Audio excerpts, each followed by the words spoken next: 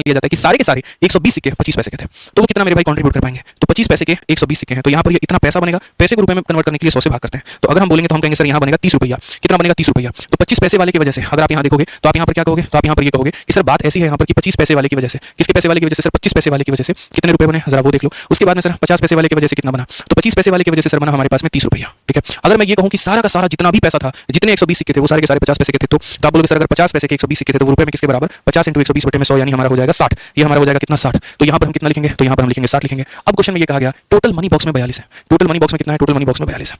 ठीक है, 60 में से 42 गया, कितना आ जाएगा? 18 आ जाएगा। 42 में से मेरे भाई 30 गया, कितना आ जाएगा? तो 12 आ जाएगा। अगर हम रेशियो की बात करते हैं ना भाई, तो रेशियो हमारा 3 और 2 है। अगर हम रेशियो की बात करते हैं तो रेशियो हमारा कितने का है मेरे भाई? यहाँ पर 3 और 2 का है।